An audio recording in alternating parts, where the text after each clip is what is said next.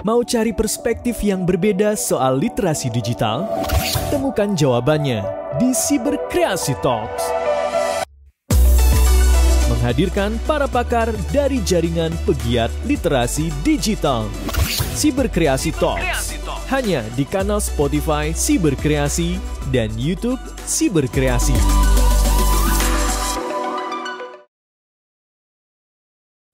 Halo semuanya, kalian sedang menyimak podcast Siberkreasi Talk. Bersama saya Novia Riani Putri, kita akan membahas berbagai hal seputar literasi digital di Indonesia dengan para pakar di bidangnya. Podcast ini bisa disimak di kanal YouTube Siberkreasi dan kanal Spotify Siberkreasi. Nah, langsung aja lah ya ngomongin pakar. Di depan saya, walaupun nggak langsung ya, sudah ada pakar literasi digital, yaitu ada Zainuddin Muda Z Monggilo. Halo Mas Zam, boleh dipanggil Mas Zam ya? Oh boleh, halo Mbak Novi. Halo. Walah senang banget ini walau kita berjumpa lewat Zoom doang ya, layar doang. Harapannya saya ada di situ Mbak untuk bersua langsung sama semua tim, tapi karena kondisi ya masih belum memungkinkan. Tapi I wish you all semuanya sehat ya di studio Mbak Novi dan kru. Terima kasih Mas Zam juga ya, semoga sehat-sehat di Kendari. Amin. Kan ya. Padahal Betul, biasanya ngajar di Jogja kan, di UGM ya, di Departemen Ilmu Komunikasi. Cuma karena COVID, jadi disuruh pulang dulu ya ke Kendari.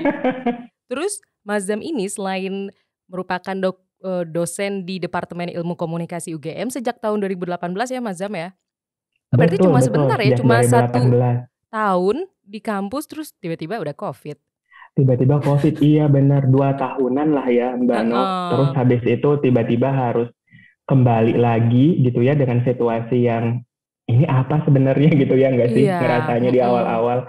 Sampai sekarang kan serba nggak pasti. Betul. Tapi ya kita bersyukur juga ya, puji Tuhan alhamdulillah beberapa kasus kayaknya semakin melandai. Kita berharap sih semoga selalu seperti itu ya Mbak Novia. Dan kita juga jangan lengah sebenarnya Mbak, walaupun angka menunjukkan landai gitu ya, tapi bukan berarti kita juga harus lepas masker gitu ya, berkeliaran ke sana kemari tanpa protokol kesehatan. Nah itu salah juga tuh. Jadi mudah-mudahan kita semuanya tetap prokes apapun aktivitas kita gitu ya, apalagi kalau harus ketemu atau beraktivitas di luar ruang itu kan sangat-sangat riskan ya.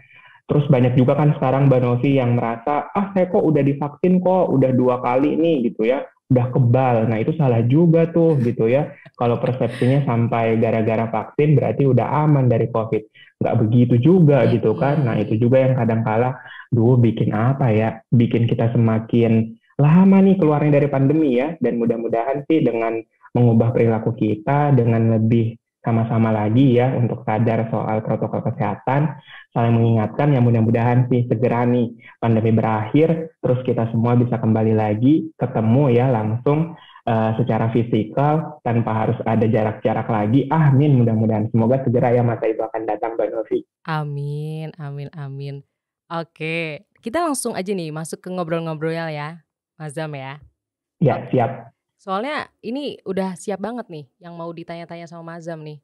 Apalagi kan Mas Zam sudah bikin 2 publikasi terbaru yang relevan banget sama topik podcast kita hari ini.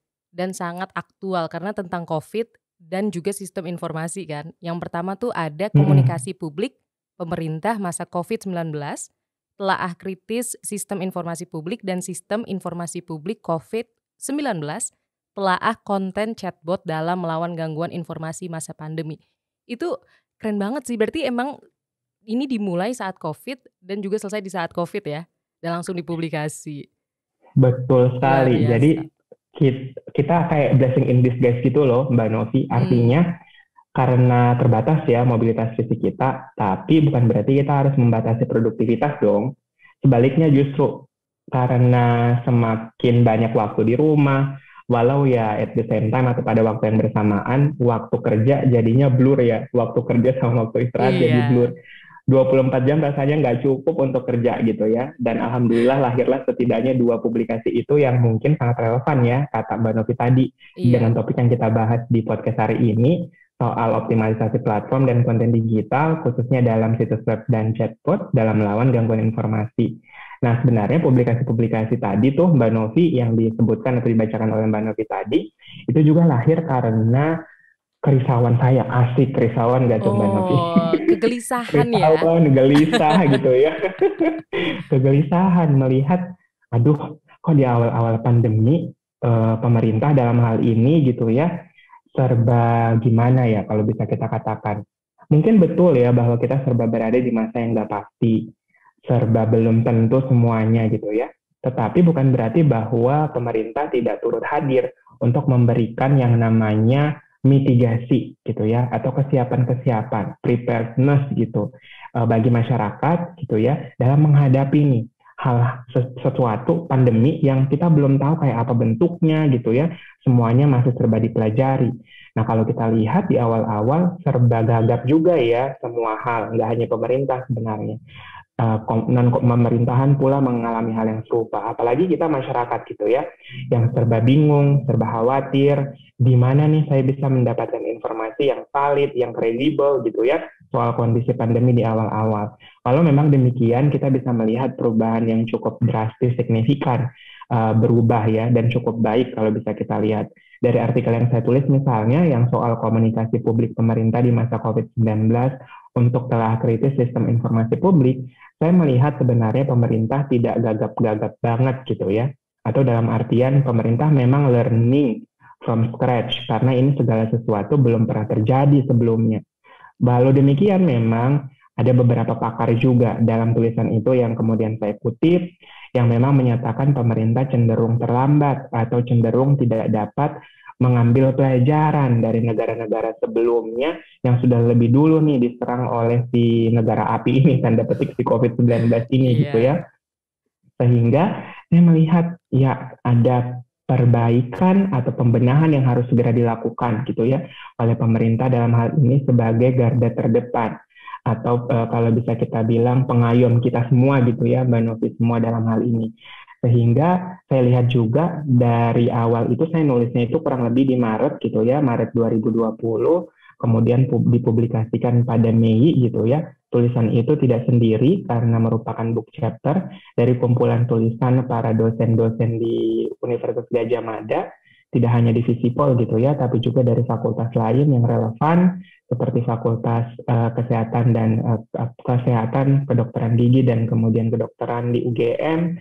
Kemudian ada juga dari Fakultas Kesehatan Masyarakat gitu ya, yang memang fokus pada persoalan-persoalan ini dan mencoba gitu ya, mengkaji kayak apa sih sebenarnya tata kelola penanganan awal COVID-19 di Indonesia dari beberapa perspektif yang berbeda. Kemudian saya menelaah nih dari sistem informasi publiknya yang memang kalau kita lihat di awal, yang justru lebih hadir di awal untuk memberikan awareness gitu ya, atau antisipasi kepada masyarakat justru memang dari komunitas masyarakat itu sendiri. Pemerintah mungkin cenderung berhadir setelahnya gitu ya, mungkin karena dengan segala macam hal yang diurus, dengan segala pertimbangan gitu ya, sehingga hadirlah yang namanya saat ini, yang kita juga sama sekarang selalu akses, selalu rujuk situs satu portal ya, yaitu covid19.go.id. Yang itu kalau di dalam tulisan yang saya lakukan atau yang saya sudah tulis, dan ini bisa diakses secara gratis, Mbak Novi dan kawan-kawan semuanya, silakan saja gitu ya, nanti googling komunikasi publik pemerintah masa COVID-19 setelah kritis sistem informasi publik, itu bisa diakses secara gratis. Dan di situ saya menuliskan salah satunya bahwa portal satu informasi yang terkait dengan kebencanaan ini sangat-sangatlah penting ya di masa-masa awal ketika semuanya serba tidak pasti, dan dituntut gitu ya waktu itu kejelasan, transparansi, kesigapan ya dari pemerintah. Dan pemerintah akhirnya merespons itu, walau mungkin cukup terlambat juga kalau kita bisa bilang, tetapi saya kira lebih baik daripada tidak sama sekali. Dan muncullah gitu ya covid19.go.id dengan berbagai menu-menu yang menarik di dalamnya, menu edukasi, menu rilis pers yang diupdate setiap hari atau diperbarui setiap hari gitu ya berdasarkan kondisi terkini. Kemudian yang paling menarik sebenarnya dari saya lihat, karena mungkin concern saya pada soal jurnalisme dan juga literasi media dan informasi digital, salah satu yang menarik adalah dengan menu yang namanya Hoaxbuster tuh, yang ada di dalam covid19.go.id. Dan di Hoaxbuster ini sendiri, Mbak Novi dan kawan-kawan semuanya, itu memang secara konsisten menghadirkan penyanggahan atau yang bahasa kerennya gitu ya dalam fact checking atau cek fakta debunking atau konten-konten yang sudah didibang atau disanggah gitu ya terkait dengan COVID-19 dari awal gitu sampai kemudian sekarang. Dan menu-menu hoaxbuster itu ternyata semakin hari gitu ya, seiring dengan perkembangan waktu pula gitu, pemerintah juga mulai melakukan ya perubahan-perubahan yang sistematis dan juga semakin akomodatif saya kira untuk menunjang kebutuhan informasi yang semakin beragam terkait dengan COVID-19 maupun juga kebutuhan dari pengguna yang juga beragam kan. Karena tidak semua yang menggunakan atau mengakses situs itu misalnya covid19.go.id merupakan warga yang mungkin kalau bisa kita katakan mungkin memiliki keterbatasan tertentu ya, kita sebut saja misalnya penyandang disabilitas yang barangkali sekarang semakin ke sini saya kira pemerintah juga semakin menunjukkan concern atau perhatian ya yang hadir untuk mereka dengan misalnya menghadirkan juru bahasa isyarat di setiap press release dalam program-program televisi. Walaupun demikian memang tentu banyak-banyak ruang pengembangan ya yang masih terus diimprovisasi saya kira Mbak Novi. Namun dari sejak saya tulis itu, sejak pertama kali kemudian diluncurkan juga ya situsnya di per 18 Maret kalau saya tidak salah ingat. Dan saya tulis waktu itu di pertengahan Maret sampai kemudian awal April. Itu ya dalam tulis artikel itu memang saya melihat banyak sekali perubahan yang cukup drastis dan juga signifikan ya dalam menghadirkan informasi yang semakin akurat dan kredibel. Saya berharap tentu saja ini bisa terus dipertahankan gitu ya Mbak Novi dan ditingkatkan khususnya untuk poin-poin yang saya sampaikan tadi gitu ya. Mudah-mudahan. Tadi poin yang menarik banget sih Mas Zam ngomongin soal kredibilitas informasi dan bagaimana komunitas masyarakat sangat berperan untuk menyebarkan informasi-informasi yang kredibel terkait COVID. Nah, yang menarik apakah memang masyarakat kita tuh, masyarakat Indonesia pada umumnya memang kategori kelompok yang mudah sekali termakan hoaks atau isu tertentu, Mas? Pertanyaan yang menarik nih dan fenomena yang memang juga kita lihat saat ini ya Mbak Novia ya. Apalagi di sosmed banyak banget kan informasi entah dari siapa akunnya kita nggak tahu tapi yang nyebar juga banyak gitu. Betul, itu saya can agree more lah istilahnya gitu ya. Betul-betul sepakat bahwa memang berdasarkan ya Indeks Literasi Digital Nasional yang juga disurvei oleh Kominfo dan Data Insight Center di tahun 2020 memang menyatakan nih Mbak Novi bahwa literasi digital masyarakat Indonesia pada umumnya itu masih berada pada level yang sedang atau moderat. Kalau misalnya kita ingat lagu dangdut gitu ya, yang sedang-sedang saja itu kayaknya asyik gitu, ya nggak sih Mbak? Iya, tapi dalam indeks literasi digital, tahan dulu, yang sedang-sedang saja itu nggak bagus gitu ya. Artinya kalau kita nggak terus gitu ya Mbak Novi untuk sama-sama mempraktikkan literasi digital yang semakin baik ke depannya, semakin mengasah terus gitu ya, nggak lelah belajar, dan nggak jadi bebal juga untuk menerima masukan open mind gitu ya dalam literasi digital atau dalam berliterasi, maka bukan tidak mungkin yang tadinya kita berada di posisi yang sedang-sedang gitu ya, mungkin moderat lah, cukup baik, bisa jadi turun ke bawah loh. Dan itu terlihat gitu ya, ada indikasi-indikasi yang bisa ke sana. Misalnya saja survei dari Microsoft Digital Civility Index. Nah, Mbak Nov ini pasti sambil senyum-senyum. Karena kenapa?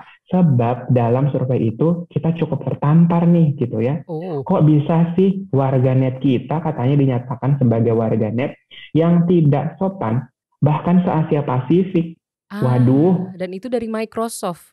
Betul. Surveinya. Ya kan? Dan wah itu benar-benar jadi tamparan gitu ya. Walau memang ya the power of warganet, the power of netizen Indonesia, habis ada survei itu malah Microsoft-nya dimarahin balik gitu. Jadi luar biasa gitu ya sebenarnya. Tapi kalau kita lihat lebih dalam, itu sebenarnya ironi tuh Mbak Novi dan teman-teman semua. Artinya kita masih punya PR ya. Tidak saja PR soal tadi yang katanya Mbak Novi di awal melawan hoax dan kawan-kawannya. Tapi juga bagaimana kita berperilaku di dunia maya itu ternyata sampai menjadi sorotan dunia internasional.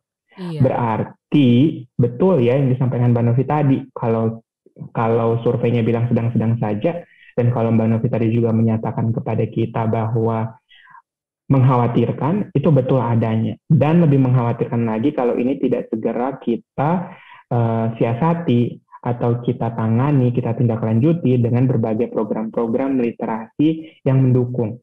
Dan saya kira pemerintah saat ini, Kominfo, Siberkreasi, dan sejumlah stakeholder yang ada di level nasional maupun di level daerah, itu sudah sama-sama kan ya, Mbak Novi dan kawan-kawan semua, berkolaborasi lewat tajuk program literasi digital nasional dengan nama Indonesia yang makin cakap digital. Ini adalah hal yang patut sekali diapresiasi. Dan seminar-seminar yang terkait dengan literasi digital Indonesia makin cakap digital ini sudah dilakukan nih, atau sekarang masih berjalan sejak kalau saya tidak salah April gitu ya, April-Mei sampai sekarang itu masih berjalan. Dan kita semuanya gitu ya bisa mengikutinya secara gratis, terbuka gitu ya untuk publik.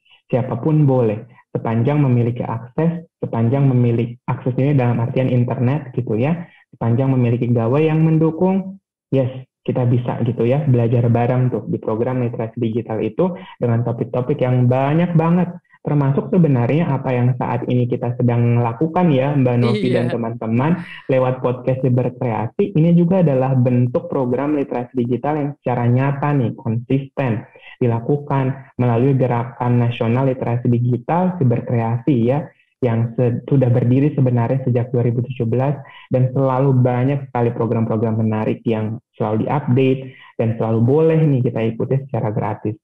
Nah, kita berharap hal-hal tersebut tentu saja masih bisa kita katakan belum sempurna. Pastinya dong Mbak Novi. Karena kalau kita bilang sempurna, maka kita sudah berada pada posisi di mana kita tidak akan untuk melakukan improvisasi perbaikan terus dan terus. Jadi kalau bisa kita katakan walau misalnya belum mencapai sempurna, tapi dengan terus komitmen, melakukan monitoring, melakukan evaluasi, dan perbaikan-perbaikan yang dibutuhkan, maka saya kira semakin ke depan, semakin banyak lagi nih mudah-mudahan masyarakat dari kita semua, masyarakat Indonesia, warganet, siapapun Anda gitu ya, karena siapapun bisa menjadi apapun kan Mbak Novi di ruang digital, sehingga siapapun Anda atau apapun latar belakang Anda, kita bisa sama-sama nih memiliki kecakapan literasi digital yang semakin oke, semakin baik, dan survei-survei yang tadi yang dikeluarkan oleh Kominfo dan Kata Data Insight Center, yang dikeluarkan oleh juga Microsoft, ataupun survei-survei yang lain, misalnya survei Japelidi nih, di tahun 2019-2020 gitu ya, dirilis kalau saya tidak salah ingat, Jaringan Pegiat Literasi Digital juga menyampaikan nih Mbak Novi, bahwa kompetensi literasi digital masyarakat Indonesia, khususnya untuk kompetensi yang kritis gitu ya, yang berpikir kritis, menelaah, mencerna, memverifikasi, dan lain sebagainya, itu ternyata masih rendah.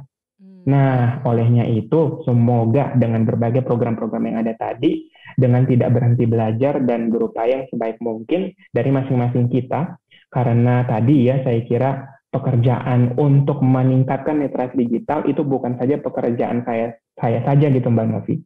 Bukan saja pekerjaannya Mbak Novi dan kawan-kawan misalnya di podcast Siberkreasi. Bukan saja pekerjaannya pemerintah, Kominfo saja.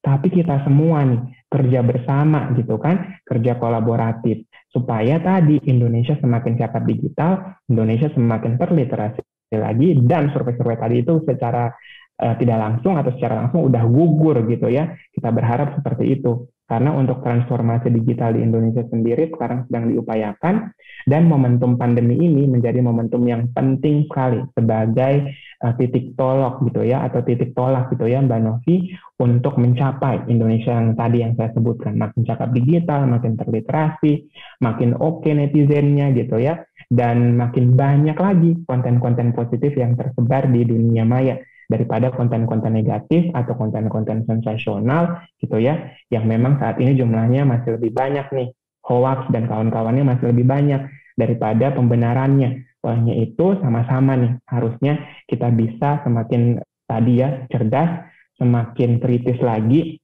dan kalau terima informasi misalnya menerima konten tertentu misalnya yang kita ragukan kebenarannya, janganlah langsung kita percaya, ya nggak sih Mbak Novi? Setuju banget. Karena kadang harus karena kadang-kala kan Iya, benar kata Mbak Novi, harus kita teliti dulu dong, harus kita cermati dulu dong. Kenapa? Karena tadi sesuai dengan masa kita saat ini, kita ada di masa post-truth atau pasca kebenaran, ada di masa echo chamber ini semakin menggema, di masa filter bubble itu semakin ada, di masa crock brain itu juga ada, atau matinya kepakaran gitu ya, sehingga persoalan-persoalan atau fenomena-fenomena tadi itu semakin memperkeruh situasi. Apalagi sudah jelas ya, di masa pandemi COVID-19, yang berbahaya itu nggak hanya virus COVID-19-nya, tapi sudah jelas, virus disinformasi atau misinformasi itu juga sama berbahayanya dengan virus COVID-19-nya itu sendiri. Artinya perlawanan kita harus selalu, kalau bisa kita katakan, jangan kasih kendor gitu ya Mbak Novi. Jangan kasih kendor, harus karena konsisten. Semakin banyak nih. Harus terus. Konsisten dan komit. Karena perlawanan atau lawan kita semakin banyak, semakin kuat juga. Kalau pertahanan kita kendor, maka ya tadi kita bisa kena COVID-19, amit-amit. Kita bisa tadi terpedaya dengan rayuan atau tipuan hoax gitu ya. Kita bisa jadi orang yang lebih, apa ya kalau bisa kita katakan, lebih emosional. Karena di era post-truth gitu ya, hoax ini kan mengubuk-ubuk perasaan kita gitu ya, emosi kita. Memecah belah gitu kan Mbak Novi. Mudah-mudahan sih kita tidak terjerumus ya ke dalam sesatan info seperti itu. Iya. Seru banget ngobrol sama Mas Zam di sesi pertama ini sampai ngobrolin post-truth yang emang bahaya banget ya. Yang tadinya kebenaran udah ada terus makin menjadi-jadi bercabang jadi informasi-informasi yang alternatif yang nggak tahu kadang juntrungannya dari mana ya. Itu bahaya sekali ya Mas. Dan kita akan lanjut lagi ngobrolin hal itu tadi post-truth, terus soal optimalisasi informasi publik dan tentunya gangguan informasi publik seperti hoax-hoax nanti. Tapi kita akan rehat dulu sejenak dan jangan kemana-mana, kita akan segera kembali. Siberkreasi Talks. Halo semua, kembali lagi di podcast Siberkreasi Talk bersama saya Novia Riani Putri dan ada juga Mas Zainuddin Muda Z Monggilo atau Mas Zam ya kalau disingkat ya. Tadi. Oke, kita akan lanjut ngobrol-ngobrol lagi. Tadi kita di sesi 1 udah berkenalan sama Mas Zam terus udah ngobrolin juga bagaimana informasi ini menyebar di era COVID-19 yang awalnya penuh ketidakpastian ya, apalagi ini kayaknya hal baru walaupun memang pernah terjadi pandemi sebelumnya, ada flu Spanyol. Dan kalau ditarik ke belakang ada Black Death yang juga luar biasa dampaknya. Menyeramkan sekali sampai menghapus sepertiga penduduk Eropa kalau nggak salah ya saat itu ya. Tapi semoga enggak ya, COVID mengerikan sekali. Semoga COVID tidak sampai seburuk itu ya. Nah itu ada kaitannya menurut aku sama optimalisasi platform sama konten digital sih Mas. Karena kalau misalkan kita lihat data, 70% pengguna internet di Indonesia adalah kalangan berusia produktif mulai dari 15 sampai 55 tahun ini dari berbagai sumber. Jadi memang intinya mayoritas tuh usia-usia produktif. Nah, kita juga nggak pernah menutup mata ketika pandemi datang, bahkan masyarakat tuh secara tidak langsung terpecah karena yang tadi udah dibilang banyak banget informasi yang beredar. Terus kayak ngomongin vaksin, ada juga respon-respon yang berbeda ya dari masyarakat. Nah, kalau bagi Mas Zam, upaya apa sih yang harus dilakukan oleh seluruh pihak yang tidak hanya dilakukan oleh pemerintah, tapi juga masyarakat untuk memberikan informasi terkait COVID-19 ini? Mungkin tadi udah dikatakan ada komunitas masyarakat yang punya inisiatif untuk memberikan informasi yang tepat, yang memang kredibel. Terus juga kira-kira platform atau media apa sih yang cocok? Apakah memang harus digital ataukah memang harus dikawinkan dengan media yang non digital, yang memang harus grassroots dengan penduduk-penduduk yang ada gitu. Apakah menurut Mas Zam ini sangat belum optimal? Apakah yang tadi sebenarnya masih banyak ruang-ruang yang masih bisa dikembangkan? Oke, siap Mbak Novi. I got the point gitu ya. Pertanyaan yang kedua atau yang sesi yang kedua ding kita sekarang ya Mbak Novi ya. Di sesi yang kedua ini saya betul sekali yakin bahwa yang namanya pendekatan edukasi literasi digital itu memang kalau dilakukan di era pandemi lewat termediasi seperti saat ini gitu ya yang kita alami bersama, memang tentu banyak atau terdapat sejumlah celah yang memang masih perlu diisi gitu ya Mbak Novi. Misalnya tadi yang saya sampaikan di sesi 1, tidak semua ya saat ini misalnya wilayah Indonesia itu sudah memiliki akses internet yang merata. Demikian juga dengan ketersediaan infrastruktur yang mendukung soal itu.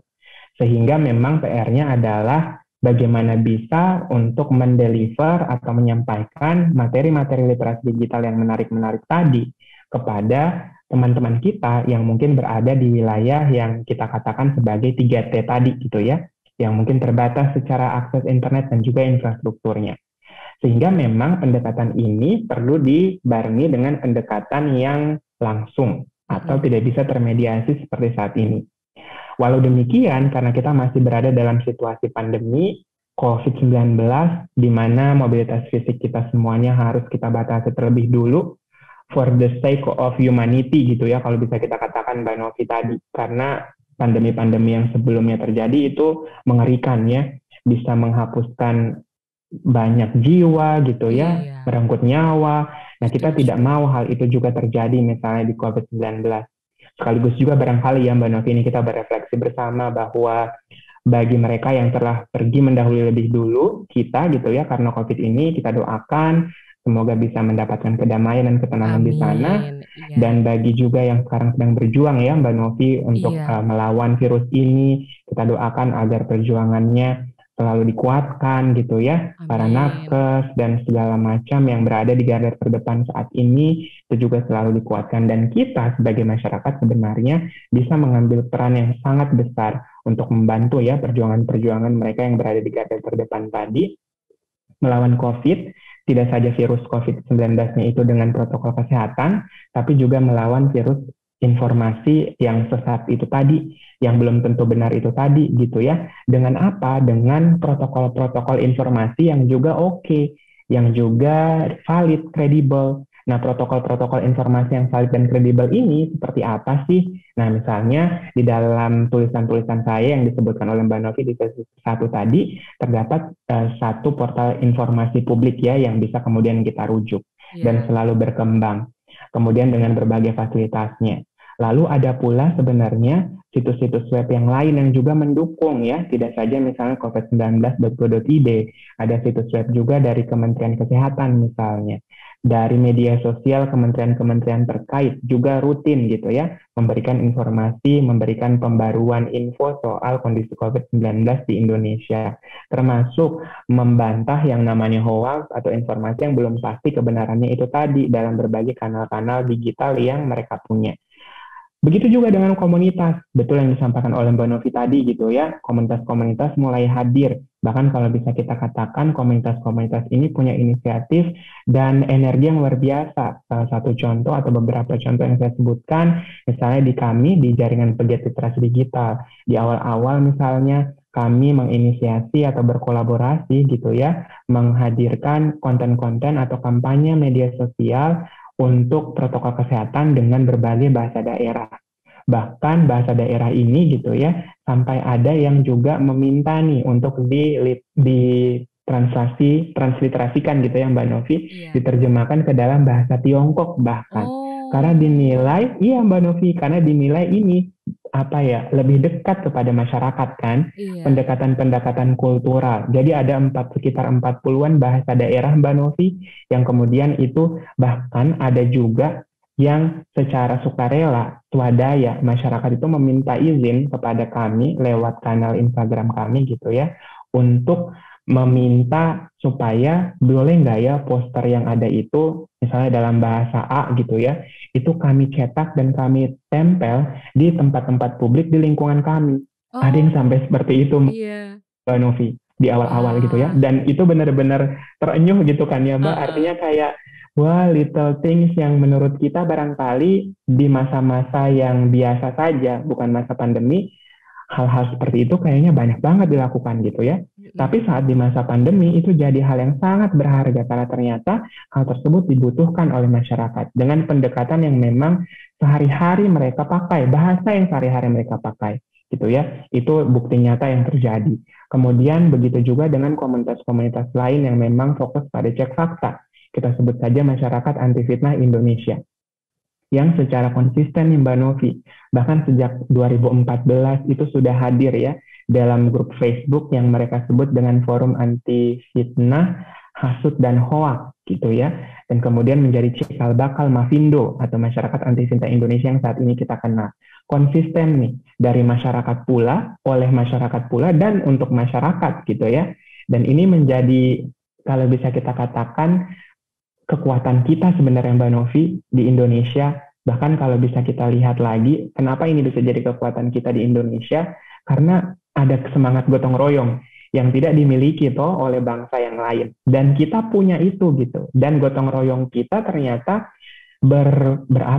mewujud secara nyata dalam tindakan-tindakan yang saya sebutkan tadi. Demikian juga misalnya dalam cek fakta masih gitu ya, ada situs web yang disebut dengan cekfakta.com. Nah, cekfakta.com ini Mbak Novi serta teman-teman semua, ini isinya adalah konten-konten yang sudah didibang gitu ya oleh berbagai fact checker dari media atau jurnalis gitu ya, dan kemudian Mafindo berkolaborasi nih sama-sama untuk melawan hoax. Kalau di tempat lain Mbak Novi, fact checking ini dilakukan barangkali secara individual. Bahkan bisa dikatakan fact checking di negara lain misalnya itu masih berjalan per media atau per institusi. Di Indonesia, untuk pertama kalinya, asik ini kayak promosi gitu ya, tapi untuk pertama kalinya Mbak Novi, itu hadir kolaborasi. Padahal harusnya mereka saling bersaing dong untuk merebut massa, merebut audiens. Sesama kompetitor ya sebenarnya ya. Betul, sesama kompetitor. Tapi mereka malah bersatu untuk melawan hoax. Luar biasa. Ini keren. Saya sampai merinding loh sampai cerita ini Mbak Novi. Sama.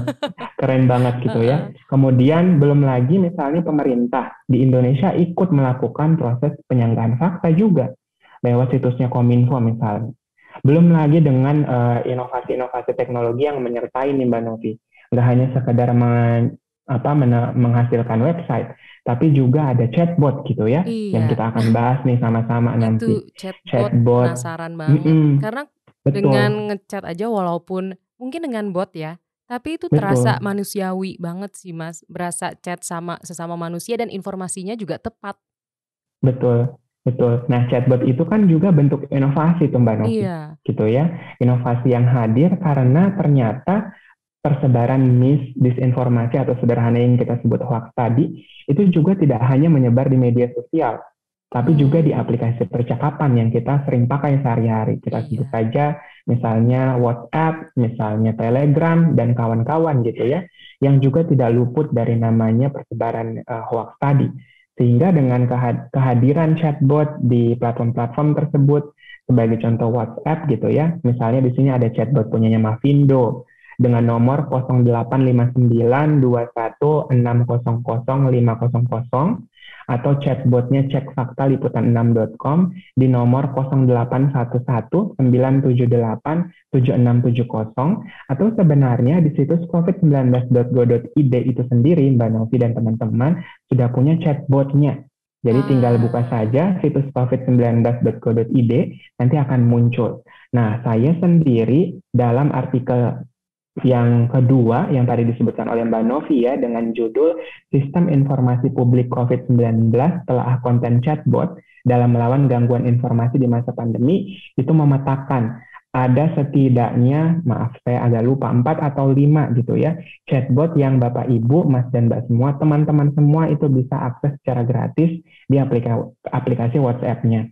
Pertama ada chatbot dari WHO.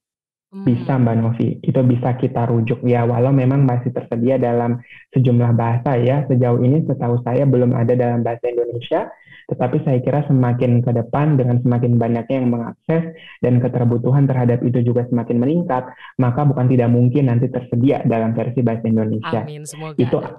Betul, itu ada satu gitu ya dari WHO dan berisi macam-macam info juga Mbak Novi yang bisa kita rujuk. Kemudian yang kedua ada chatbot dari yang dikelola oleh UNICEF Indonesia. itu juga tersedia. Kemudian chatbot dari covid19.go.id itu sendiri, lalu ada chatbot dari IFCN Mbak Novi. IFCN ini adalah International Fact Checking Network yang memang membawahi dengan pemeriksaan cek fakta secara nasional gitu ya, termasuk di Indonesia. Mereka punya chatbot juga. Nah, kalau Bapak, Ibu, Mas dan Mbak, teman-teman semuanya ingin cari tahu lebih lanjut gitu ya soal chatbot itu dan masing-masing fiturnya seperti apa, selain bisa menambahkan nomor yang saya sebutkan tadi gitu ya, untuk langsung viewing pleasure gitu ya Mbak Novi, langsung dirasakan sendiri dan seterusnya, maka bisa juga nanti baca artikel saya tersebut, bisa di googling dan tersedia juga Mbak Novi secara gratis.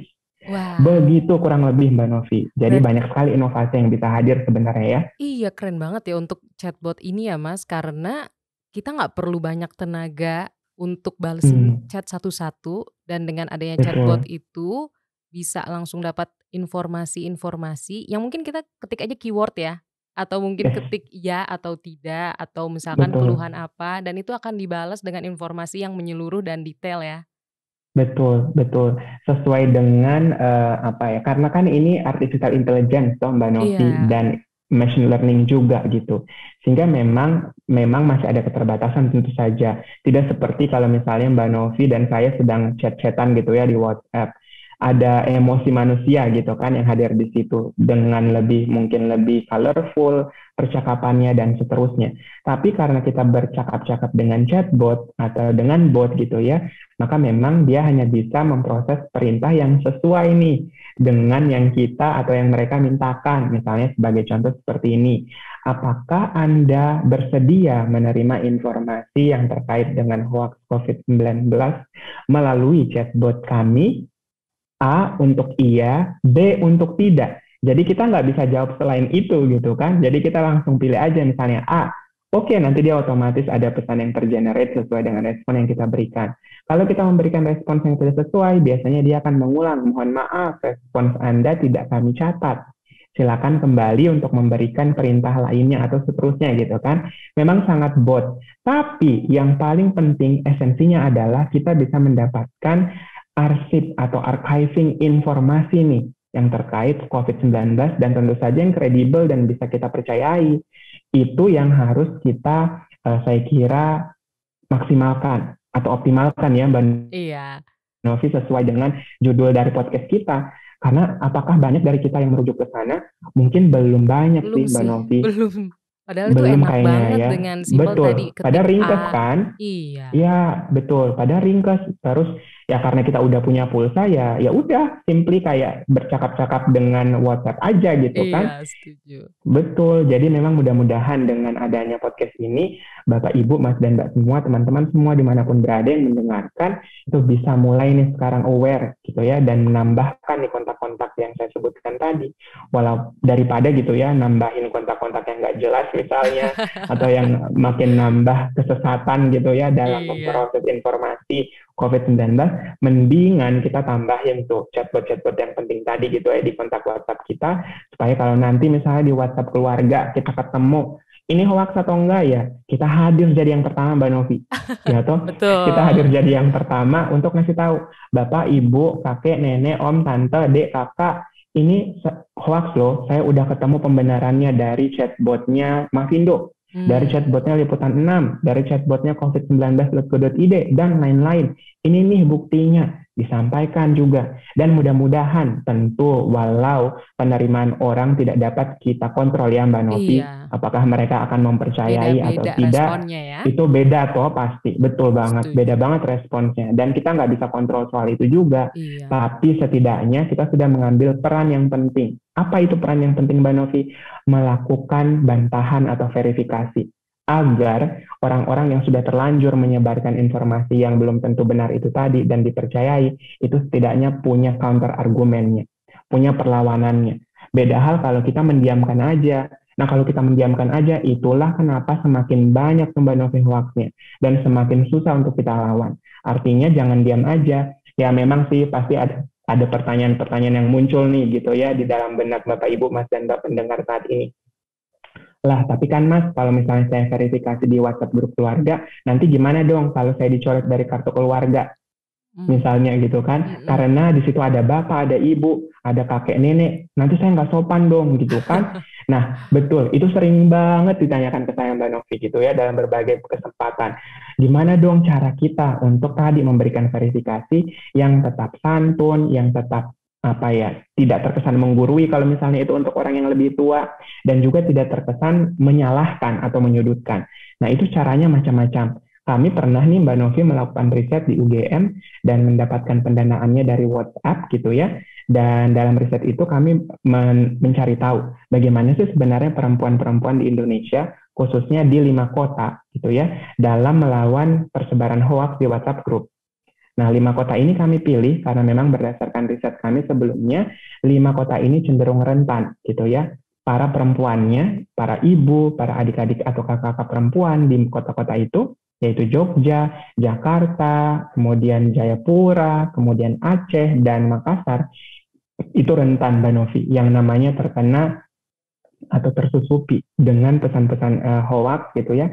Dalam hal ini waktu itu konteksnya di politik, karena terjadi di tahun 2000, atau kami riset di 2018 dan 19 Mbak Novi waktu itu konteksnya. Dan ya, betul ya, kami menemukan rata-rata perempuan yang ada di 5 kota itu, sekitar 1000-an responden kami, itu menyatakan dalam surveinya bahwa mereka cenderung akan mendiamkan hoax yang mereka dapatkan dari WhatsApp group karena ingin menghindari konflik. Nah, ingin menghindari konflik itu kepada siapa sih Mbak Novi dan teman-teman? Entah kepada keluarganya sendiri, entah kepada pasangannya, entah kepada temannya, dan macam-macam. Artinya, kalau sudah seperti ini Mbak Novi, diam saja. Padahal kita tahu kebenarannya gitu ya, maka yang tadi saya bilang, hoaxnya akan semakin ada di situ, semakin dipercayai sebagai kebenaran dan ditularkan lebih banyak lagi orang gitu ya. Tapi kalau kita tidak diam saja, kita ikut ambil peran untuk memberikan bantahannya, memberikan verifikasinya, maka mudah-mudahan lingkaran setan si hoax itu tadi atau konten-konten negatif yang lainnya itu bisa kita putus nih satu persatu. Jadi sesuai gitu ya dengan amanah yang disampaikan Bapak Jokowi dalam Indonesia Makin Cakep Digital. Dengan literasi digital, kita minimalkan konten-konten negatif yang ada dan membanjiri gitu ya konten-konten positif yang ada di ruang maya, supaya konten-konten negatifnya kan tergerus gitu ya. Iya. Jadi luapan informasinya sekarang lebih banyak luapan informasi yang positif nih daripada luapan informasi yang negatif. Nah, dengan mengambil peran setidaknya memberikan verifikasi, mudah-mudahan kita bisa ikut membantu program itu tadi. Dan yang paling penting juga, caranya gimana supaya tadi yang ditanyakan biasanya agar tidak menyudutkan, tidak terkesan menggurui, atau ya mudah-mudahan tidak dicoret dari kartu keluarga gitu ya. Karena tadi misalnya, maka caranya bisa macam-macam. Nah, cara yang kami dapatkan nih, atau tips yang kami dapatkan dari sejumlah kesempatan, ini juga bervariasi ternyata, dan unik-unik caranya. Caranya misalnya ada yang secara japri ngasih taunya. Jadi dikasih taunya itu japri gitu ya, dengan sopan. Pak, Bu, kakak, adik, sebelumnya saya dapat informasi ini dari Bapak, Ibu gitu ya, lewat WAG, keluarga ke, WAG alumni sekolah ke, atau WAG apapun. Tapi kok saya nemu ya dari sumber yang lain. Dan sumber yang saya rujuk ini sumber yang kredibel loh gitu ya, dan sudah terverifikasi, yang menyatakan bahwa hal tersebut hoax tuh. Biasanya akan muncul nih diskusi kalau secara japri kan, jadi kesannya antara kita ya one to one communication tuh Mbak Novi. Iya. Jadi tidak ada orang yang lain yang melihatnya gitu. Jadi kesannya aja ya. Private gitu kan, more private. Sehingga ya wes biasanya akan muncul, oh iya ya, maaf ya kalau misalnya saya ternyata keliru. Terus dari situ biasanya akan muncul diskusi lainnya. Kalau dia memang orang yang berpikiran terbuka gitu ya, tidak emosional, biasanya dia akan meminta maaf dan akan langsung meralat informasi yang sudah dia terlanjur sebarkan dengan informasi yang pembenarannya. Itu ada yang terjadi seperti itu Mbak Novi, dan berhasil. Ada pula cara yang lain yang unik juga, tidak lewat japri. Kalau misalnya orang yang kita mau japri ini bebal, dan mungkin kita nggak terlalu kenal-kenal banget gitu ya, artinya mungkin ada jarak antara kita dengan dia, maka cara yang lain adalah dengan menjapri ke orang yang menurut kita paling dekat dengan si orang itu. Jadi ada kayak mutually friends gitu kan, yang mungkin bisa mempengaruhi pendapat dia. Jadi kita bisa sampaikan misalnya ke dia, dan dia akan menyampaikan ke orang itu. Terlepas dari nanti orangnya masih akan bebal, masih akan nggak percaya, itu sudah bukan urusan kita. yang pasti kita sudah mengambil peran. Itu cara yang kedua. Atau cara yang ketiga, ada juga yang secara ketat menerapkan aturan-aturan di WhatsApp grupnya dengan peradminan dan seterusnya. Dan ada juga yang berhasil seperti itu. Jadi misalnya salah seorang anggota secara sengaja atau tidak sengaja melanggar peraturan, misalnya hanya boleh menyebarkan informasi yang terkait dengan COVID-19 di hari Senin. Terus tiba-tiba ada yang ngelanggar nih di hari Senin gitu ya, maka dia akan mendapatkan misalnya sanksi sesuai dengan peraturan yang disepakati. Apakah misalnya di-kick dari grupnya, atau kemudian diperingati dulu, atau seterusnya. Jadi ada macam-macam cara. Kalau dengan keluarga, biasanya caranya lebih ampuh dijapri. Bapak, Ibu, Mas, dan Mbaknya gitu ya. Supaya tadi dalam keluarga besar kan ada eyang, ada sepupu, dan kawan-kawan. Jadi mereka nggak merasa bahwa kok saya dihakimi oleh anak saya sendiri gitu ya. Misalnya gitu kan. Jadi kita japri dulu, lalu kemudian kita mulai dengan menyampaikan dengan cara-cara yang juga sopan dan santun. Saya kira tidak ada masalah yang tidak bisa diselesaikan kalau kita tidak saling membuka komunikasi kan Mbak. Iya. Karena komunikasi jadi kunci. Mau itu platformnya digital kayak, mau itu platformnya non-digital. Kalau komunikasinya selalu dibangun, dirawat, supaya nggak terjadi miskomunikasi dan komunikasi nggak selalu disalahin jadi apa ya, kambing hitam kalau terjadi sesuatu, maka itu tadi gitu ya, mudah-mudahan dengan kita terus mengasahnya bisa tidak terjadilah hal-hal demikian. Begitu kurang lebih Mbak Novi. Kepanjangan nggak sih Mbak Novi? Tadi seru banget, detail banget loh Mas Zam, sampai bagian chatbot, yang web chatbot tuh langsung pengen nanti habis selesai rekaman langsung pengen buka. Iya nggak sih? Iya. Nanti saya langsung kasih ya ke Mbak Novi Siap. nomor-nomor yang lain, yang Siap. WHO, IMCN. Lihat Japri ya, jadi ada implementasi ilmu komunikasinya juga di situ loh Mas Zam. Yes, exactly. Sepakat. Oke. Pengen banget lanjut ngobrol-ngobrol mengenai web chatbot, terus dengan metode-metode komunikasi di dunia digital maupun perkawinannya dengan komunikasi langsung untuk pencegahan informasi atau misinformasi dari COVID-19 ini. Cuma sayang sekali kayak kita harus mengakhiri dulu untuk sesi podcast Siberkreasi Talk kali ini. Sekali lagi terima kasih Mas Zam atas waktunya dari Kendari. Dan terima kasih Mbak Novi. Sama-sama. Dan saya Novianiani Putri. Sampai jumpa di episode podcast Siberkreasi Talk selanjutnya. Mau cari perspektif yang berbeda soal literasi digital? Temukan jawabannya di Siberkreasi Talks. Menghadirkan para pakar dari jaringan pegiat literasi digital. Siberkreasi Talks. Hanya di kanal Spotify Siberkreasi dan YouTube Siberkreasi.